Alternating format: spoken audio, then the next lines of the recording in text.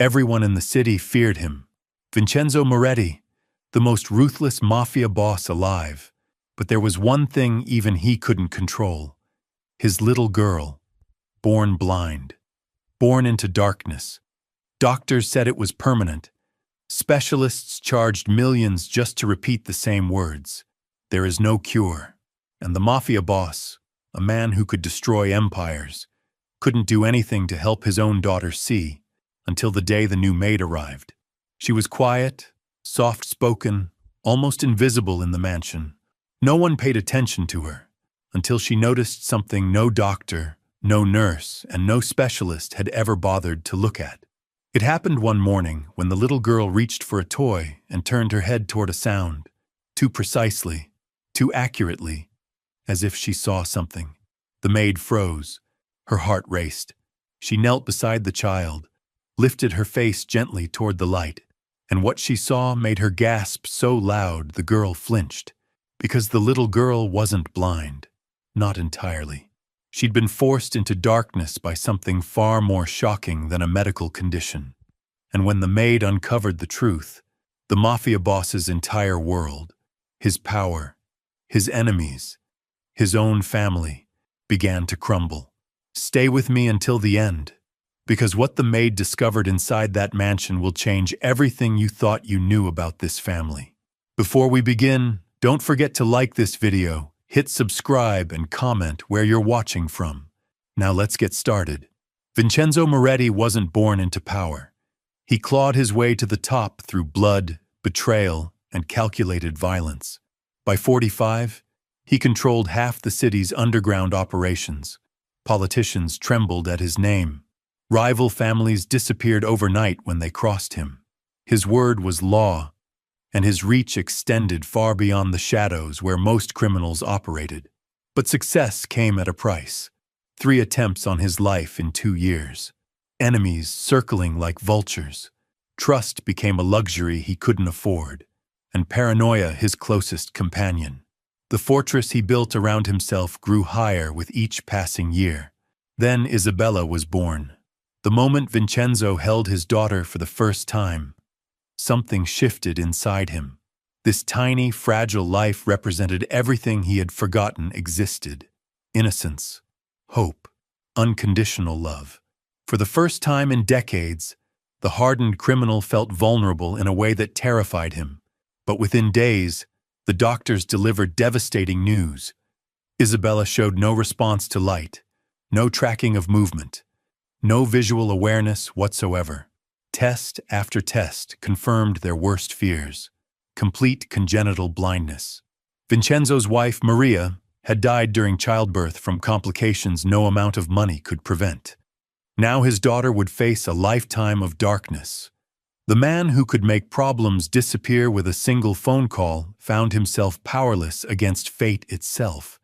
He spared no expense seeking answers. Private jets carried Isabella to specialists in Switzerland, England, and Japan. Experimental treatments, cutting-edge procedures, revolutionary therapies. Nothing was too costly or too risky if it offered even the smallest chance of giving his daughter sight. Every consultation ended the same way. Apologetic doctors explaining that Isabella's optic nerves had never developed properly. The damage was irreversible. No surgery, no medication, no miracle could restore what had never formed correctly in the first place. Vincenzo retreated deeper into his fortress. He moved operations to his estate, conducting business from behind bulletproof glass and reinforced walls. Isabella became his entire world, the only pure thing in a life built on corruption and violence. He read to her every night, describing colors she would never see, painting pictures with words of a world forever hidden from her. The mansion itself reflected his dual nature. Public areas gleamed with marble floors, crystal chandeliers, and priceless artwork, a display of wealth and power for visitors and associates. But Isabella's wing was different. Soft carpets cushioned every step. Rounded corners eliminated sharp edges. Textured walls provided tactile guidance. Every detail designed for a child navigating through darkness. Staff members learned to speak quietly around Isabella, moving with careful deliberation to avoid startling her. They watched from a distance as Vincenzo guided his daughter through daily routines, his massive hands gentle as silk when helping her eat, dress, or navigate unfamiliar spaces. But underneath the protective father lurked the same ruthless man who had built an empire on fear. Business continued, deals were struck, and enemies still vanished. The contrast was jarring, tender moments with Isabella interrupted by phone calls ordering executions, family dinners followed by meetings where million-dollar drug shipments were discussed like grocery lists. As Isabella grew from infant to toddler, patterns emerged that troubled Vincenzo. She remained completely unresponsive to visual stimuli, relying entirely on sound and touch to understand her environment. Her development lagged behind other children her age. Simple tasks that should have become easier remained constant struggles. Vincenzo hired the best nannies money could buy. Each came with impeccable credentials, years of experience with special needs children, and references from wealthy families around the world. Yet none lasted more than a few months. Some found the environment too dangerous. Others couldn't handle Isabella's complex needs, and a few simply disappeared without explanation, though rumors suggested they had seen or heard things that made continuing employment impossible. The revolving door of caregivers frustrated Vincenzo immensely. Isabella needed consistency, stability, someone who understood her unique challenges. But finding trustworthy help proved nearly impossible when your home doubled as a criminal headquarters and your business associates carried guns as naturally as other men carried wallets. Dr. Castellano, Isabella's primary physician, visited monthly to monitor her progress and adjust medications designed to prevent seizures that sometimes accompanied her condition. He was one of the few people Vincenzo trusted completely, partly because the doctor had delivered Isabella and witnessed her mother's death, but mostly because Vincenzo paid him enough to ensure absolute discretion and loyalty. During these visits, Dr. Castellano would examine Isabella thoroughly, testing her reflexes, checking her responses, and documenting her development. The reports were always similar: no change in visual function, continued reliance on non-visual senses, normal physical growth, but delayed cognitive milestones. Vincenzo accepted these assessments without question. Dr. Castellano had been treating the family for years, long before Isabella was born. His reputation was impeccable, his dedication unquestioned. If he said Isabella's blindness was permanent and irreversible, then that was medical fact. The daily routine at the mansion revolved around Isabella's needs. Breakfast at 8, followed by physical therapy designed to improve her mobility and spatial awareness. Mornings were spent in the garden when weather permitted, with Isabella exploring different textures and scents under careful supervision. Afternoons brought music lessons, one area where she showed remarkable talent, her hearing exceptionally acute, and her memory for melodies extraordinary. Evenings belonged to Vincenzo. Business could wait while he devoted hours to his daughter, reading stories, playing simple games, or simply holding her while she drifted off to sleep. These moments provided the only peace he knew in an otherwise turbulent existence. But peace was a luxury men like Vincenzo could never truly afford. Rival families sensed weakness in his reduced involvement with street operations. Younger, hungrier criminals began testing boundaries, pushing into territories that had been off-limits for years. Police investigations intensified as his absence from typical haunts raised questions about potential cooperation with authorities. The pressure to return to active leadership grew daily. Phone calls interrupted family time with increasing frequency. Associates arrived at odd hours with problems that demanded immediate attention. The delicate balance between fatherhood and criminal empire began showing dangerous cracks. And then, on a cold Tuesday morning in November, everything changed. The employment agency had sent another candidate, their fourth in 2 months. Vincenzo barely looked up from his newspaper as his security chief, Bruno, escorted the woman into his study. Another nanny, Another disappointment waiting to happen. Her name was Elena Rossi, and she was nothing like the polished professionals who had preceded her, CEO, and she was nothing like the Pole had preceded professionals who'd her. Elena was 28 years old and desperate. She'd lost her previous job at a hotel downtown when the establishment closed unexpectedly, leaving her with unpaid rent and dwindling savings. The employment agency had warned her about the Moretti position, unusual circumstances, demanding employer, high turnover rate, but the salary was triple what she'd earned anywhere else, and desperation made the decision simple. Unlike the refined nannies who had come before her, Elena carried no prestigious certificates or expensive references. She'd grown up in the poorest neighborhood of the city, raised by a grandmother who cleaned houses for wealthy families.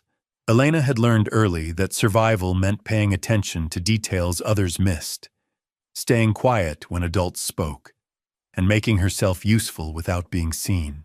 Her interview with Vincenzo lasted exactly 7 minutes. She sat across from his massive oak desk, hands folded in her lap, answering his questions with simple honesty. No elaborate promises about revolutionary teaching methods or breakthrough techniques, just a quiet woman who needed work and understood that some households operated differently than others. What caught Vincenzo's attention wasn't her credentials, it was her reaction when Isabella wandered into the study during their conversation. Most candidates had stiffened, unsure how to interact with a blind child. Others had immediately launched into overly enthusiastic attempts at engagement, speaking in artificially cheerful voices that made Isabella retreat. Elena did something different. She remained perfectly still, letting Isabella approach at her own pace. When the little girl's fingers brushed against Elena's shoes, she spoke softly, telling Isabella her name and describing what she was wearing in simple, honest terms. No baby talk, no dramatic gestures, just calm acknowledgement of Isabella's presence. Isabella lingered longer than usual, her small hand resting against Elena's knee. That single moment sealed Elena's fate. Vincenzo made his decision on the spot. Elena's first day began before sunrise. She arrived at the mansion as delivery trucks were unloading supplies for the week ahead. Fresh flowers, gourmet groceries, cases of expensive wine for business entertaining. The contrast between this world and her cramped apartment struck her immediately, but she kept her thoughts to herself. The head of household, Mrs. Benedetti, provided a brief tour of Isabella's wing. Room after room designed around accommodation. Soft surfaces, clear pathways, specialized furniture. Every detail spoke of a father's desperate love and unlimited resources trying to compensate for what medical science couldn't provide. Elena's quarters were modest but comfortable, tucked away in a corner of the staff wing with a small window overlooking the garden. Mrs. Benedetti explained the basics, rules. Isabella's schedule was sacred. Disruptions were not tolerated, and certain areas of the mansion remained off-limits during business hours. The message was clear. Focus on the child. Ignore everything else. Isabella's routine was precise and unchanging. Morning medications at 7:30, administered by Mrs. Benedetti under Dr. Castellano's specific instructions. Breakfast at 8, followed by physical exercises designed to improve her spatial awareness and muscle tone. The morning hours were spent in structured activities, tactile exploration, music therapy, basic educational tasks adapted for her condition. Elena observed carefully during her first week, noting patterns previous caregivers might have missed. Isabella responded better to certain voices, seemed more alert during specific times of day, and showed preferences that went beyond simple likes and dislikes. These weren't random behaviors. They suggested a level of environmental awareness that intrigued Elena. The medication routine particularly caught her attention. 3 different prescriptions administered at precise intervals throughout the day. Dr. Castellano had explained their purpose during his monthly visit: seizure prevention, cognitive enhancement, and general neurological support for children with Isabella's condition. Elena accepted this information without question. But something about the ritual felt overly complex for a 4-year-old. Isabella's interactions with her father revealed the depth of Vincenzo's devotion. Every evening, he transformed from the intimidating figure who commanded fear throughout the city into a gentle giant reading bedtime stories. His voice would soften to barely above a whisper as he described fairy tale kingdoms and magical adventures, painting vivid pictures of worlds his daughter would never see. But Elena noticed something else during these tender moments. Isabella's responses seemed muted, almost sedated. The little girl who showed flashes of alertness and curiosity during morning hours became increasingly passive as the day progressed. By evening, she was docile, compliant, but somehow absent, present in body but disconnected from her surroundings. The pattern troubled Elena, though she couldn't articulate why. Children with Isabella's condition often experienced fatigue from the extra effort required to navigate their environment. Yet something about the timing and severity of these changes felt unnatural. Elena's background had taught her to notice things others overlooked.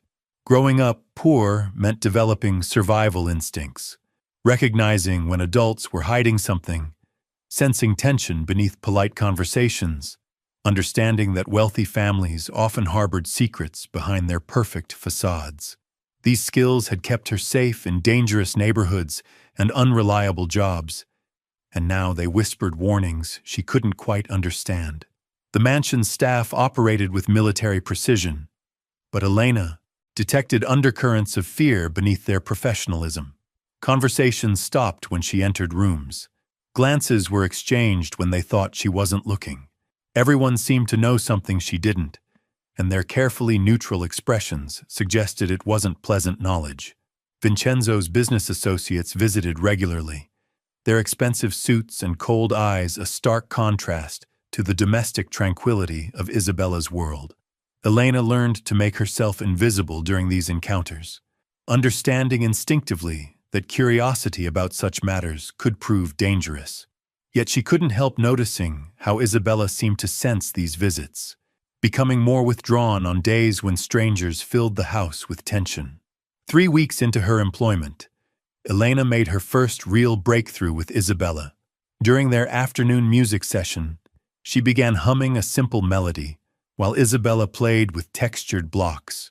The little girl stopped her activity, tilting her head with focused attention Elena had never seen before. Encouraged, Elena continued humming, gradually adding words to create a gentle song about colors and shapes. Isabella not only listened, she began moving her hands in rhythm, swaying slightly, as if the music touched something deep inside her consciousness. For the first time since Elena's arrival, Isabella seemed fully present, fully engaged with the world around her. That evening, Elena mentioned the incident to Vincenzo during their daily briefing. His reaction was immediate and intense, a flash of hope so powerful it transformed his entire expression.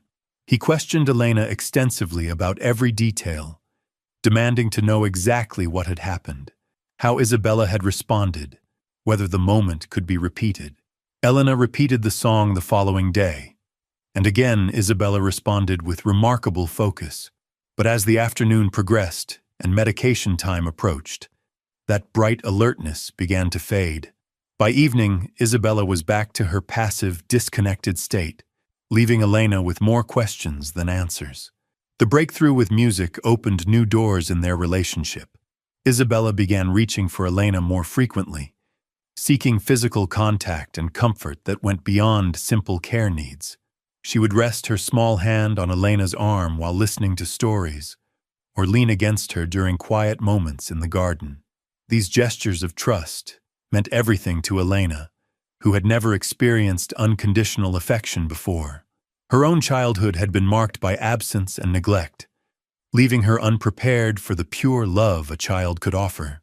Isabella's faith in her created a protective instinct Elena didn't know she possessed. But with growing attachment came growing concern. The more time Elena spent with Isabella, the more convinced she became that something was fundamentally wrong with the child's treatment. The medications, the rigid schedule, The way Isabella's personality seemed to disappear as each day progressed. None of it felt right. Elena began paying closer attention to Dr. Castellano's monthly visits, noting his interactions with Isabella and the detailed questions he asked about her daily activities. His manner was professional but oddly detached, more like a researcher studying a specimen than a doctor caring for a patient. The prescriptions he left were always sealed and labeled with complex medical terminology Elena couldn't understand. Mrs. Benedetti guarded them carefully, measuring each dose with scientific precision and documenting administration times in a special logbook that lived locked in her desk. Elena's growing suspicions crystallized one afternoon when she accidentally knocked over Isabella's morning medication while helping with breakfast cleanup. The liquid spilled across the marble counter, and as Elena quickly wiped it up, she caught a sharp, chemical scent that seemed familiar but out of place. The smell reminded her of something from her childhood, her grandmother's stories about wealthy families who used certain substances to keep troublesome relatives quiet and manageable. The memory was vague but disturbing, planting seeds of doubt that would soon grow into dangerous certainty. That night, as Elena watched Isabella drift into her usual evening stupor, despite having had an alert and engaging day, she made a decision that would change everything. Tomorrow, she would begin paying much closer attention to exactly what was being put into Isabella's small body 3 times each day. Because Elena had learned long ago that when wealthy people wanted to hide something, they usually succeeded. But she had also learned that secrets always left traces for those brave enough to look for them.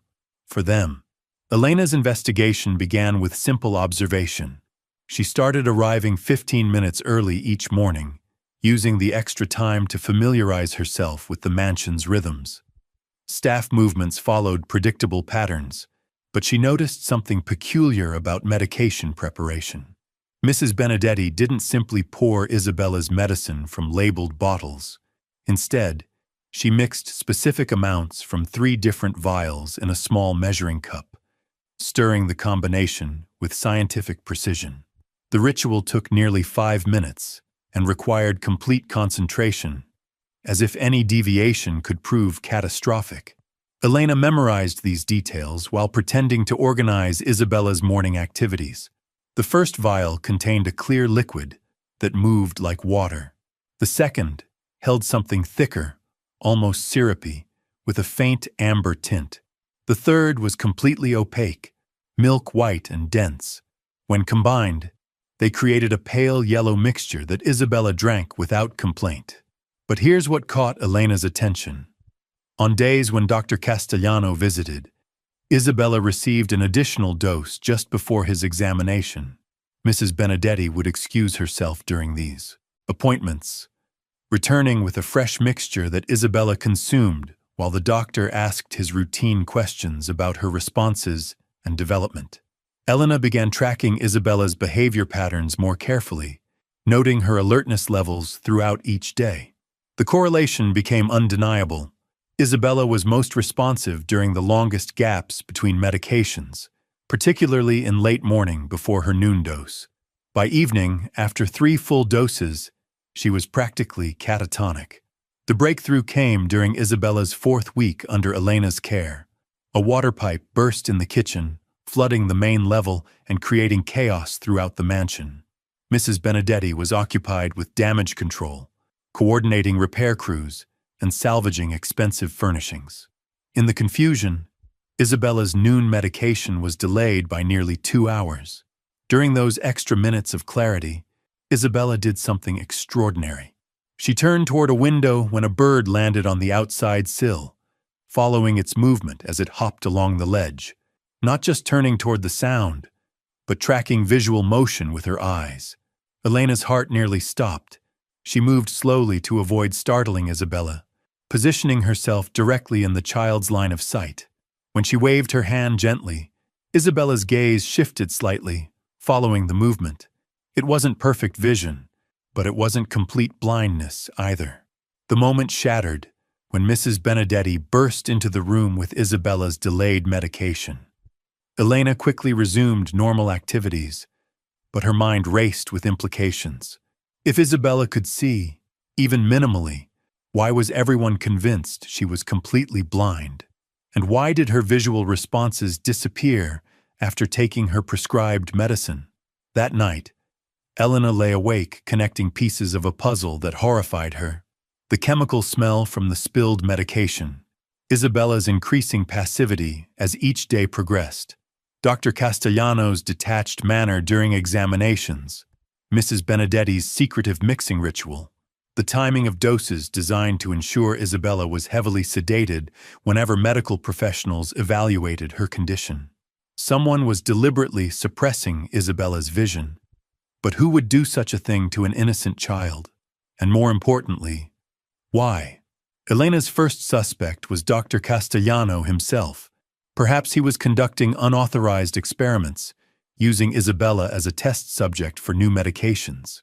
The monthly visits, detailed documentation, and complex drug combinations certainly suggested research rather than treatment.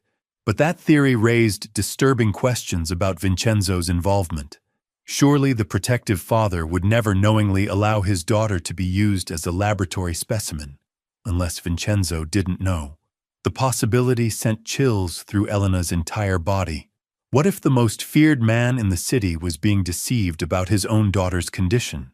What if someone had convinced him that Isabella's blindness required aggressive treatment when the real purpose was maintaining an illusion?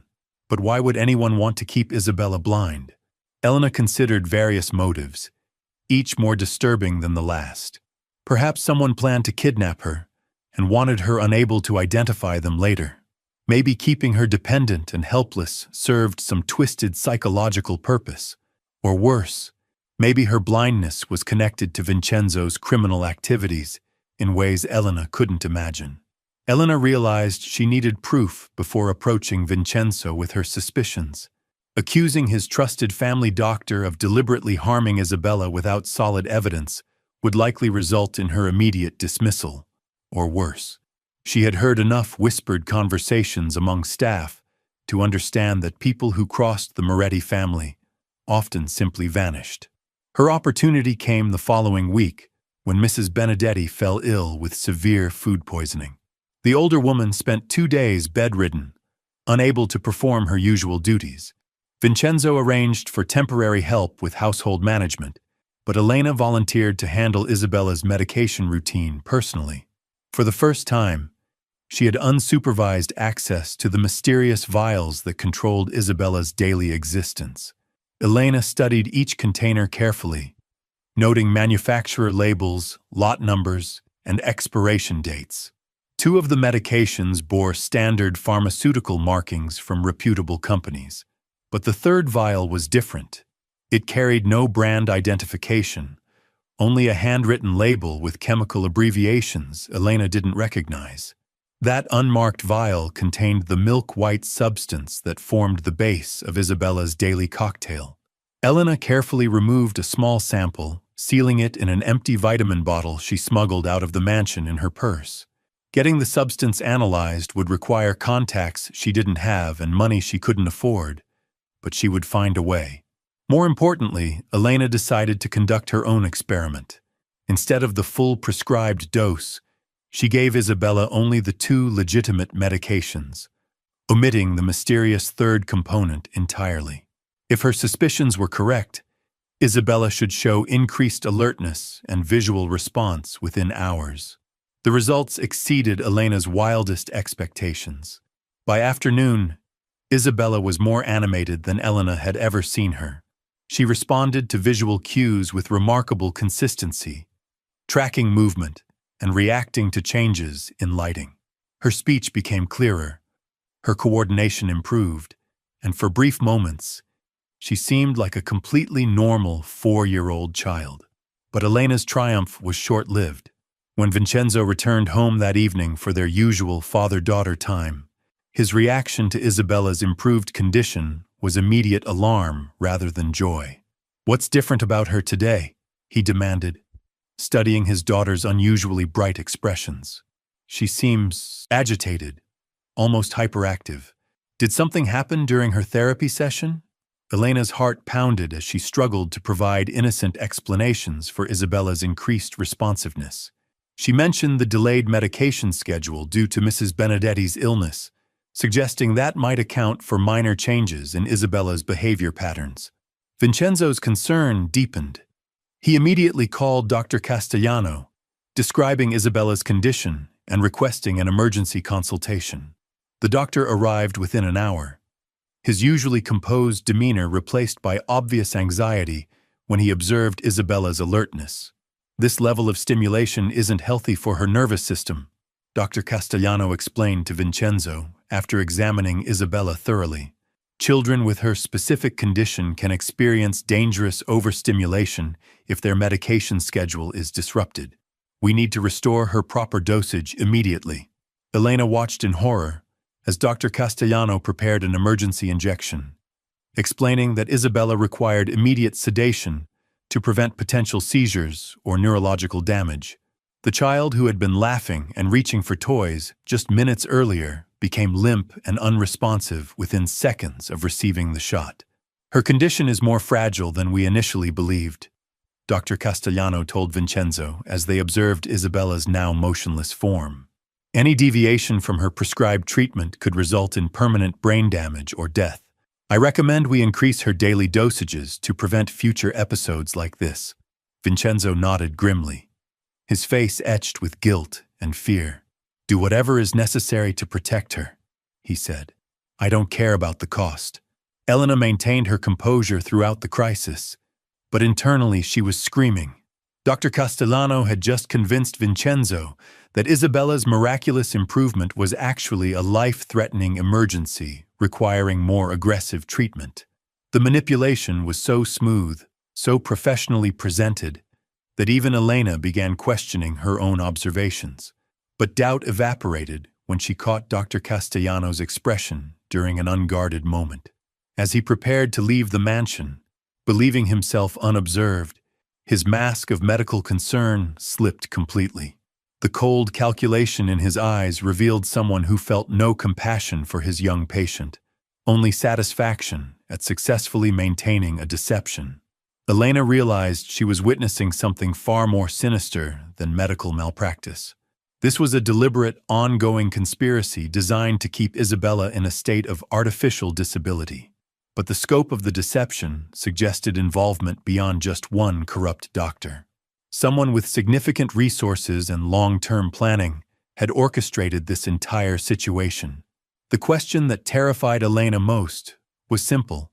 If they were willing to drug a child for years to maintain this illusion, what would they do to anyone who threatened to expose them? Over the following days, Elena noticed increased scrutiny of her activities. Mrs. Benedetti, recovered from her illness, seemed to watch Elena more carefully during medication preparation. Security cameras that had previously been positioned to monitor general areas were adjusted to focus more directly on Isabella's wing of the mansion. Most disturbing of all, Elena began receiving subtle warnings from other staff members. The head groundskeeper mentioned during casual conversation that the previous nanny had left very suddenly after asking too many questions about Isabella's treatment. The cook shared a story about a housekeeper who had been fired immediately after expressing concerns about the family's medical arrangements. The message was clear. Elena's growing curiosity had been noticed, and her position was becoming precarious. But knowing the truth about Isabella's condition made staying silent impossible. Somewhere in this mansion of secrets lived a little girl who had been robbed of her sight and her future by people she trusted completely. Elena understood she was running out of time. Soon, Dr. Castellano would return for his monthly visit, possibly with new instructions to increase Isabella's dosages even further. Each day of delay meant another day of unnecessary suffering for an innocent child. But confronting Vincenzo directly remained impossibly dangerous. How could she convince the city's most powerful criminal that his trusted family doctor was systematically poisoning his daughter? And even if she succeeded in exposing the truth, what guarantee did she have that Vincenzo wouldn't simply eliminate everyone involved, including Elena herself? The answer came from an unexpected source. While organizing Isabella's medical files, Elena discovered documentation from the child's earliest treatments. Hidden among routine examination reports was a single page that didn't match the others. An independent assessment from a specialist who had examined Isabella during her first month of life. The report was devastating in its implications. According to this forgotten evaluation, Isabella showed clear evidence of functional vision during her initial examination. Her pupils responded to light, her eyes tracked movement, and her neurological responses were completely normal for a newborn child. Someone had buried this report beneath years of fabricated medical records, but they hadn't destroyed it completely. Elena now held proof that Isabella had been born with sight, and that her current blindness was entirely artificial. Armed with this evidence and fueled by righteous anger, Elena prepared to take the most dangerous gamble of her life. She would confront Vincenzo with the truth about his daughter's condition, knowing that her revelation would either save Isabella or result in Elena's own destruction. The confrontation would happen tomorrow. During Vincenzo's evening visit with Isabella, Elena would present her evidence, explain her discoveries, and trust that a father's love for his child would overcome any loyalty to the people who had deceived him. But first, she needed to prepare for every possible outcome, because once she spoke the truth, there would be no going back, and the consequences would reshape the Moretti family forever. Moretti family forever. The next evening, Elena found Vincenzo in Isabella's room, reading their nightly story. Her hands trembled as she pulled out the hidden medical report, her voice barely steady as she spoke the words that would change everything. "Mr. Moretti, your daughter was never blind." The book slipped from his hands. The silence stretched between them like a held breath. Then Elena showed him the evidence, explained the medications, described what she had witnessed when the drugs were delayed. Vincenzo's face transformed through disbelief, rage, and finally a fury so cold it could freeze blood. Dr. Castellano had stolen 4 years of his daughter's life, 4 years of darkness imposed by chemicals and lies. Within hours, the corrupt doctor vanished from the face of the earth. The mansion's entire medical staff was replaced overnight, and Isabella, slowly weaned from the substances that had imprisoned her mind, began to see the world her father had always dreamed of showing her. Elena became more than a caretaker that day. She became the woman who gave a mafia boss back his daughter's sight, and in return, found a family she never knew she needed. Sometimes the most powerful people in the world are brought to their knees by the simplest truth. And sometimes it takes someone with nothing to lose to save someone who has everything.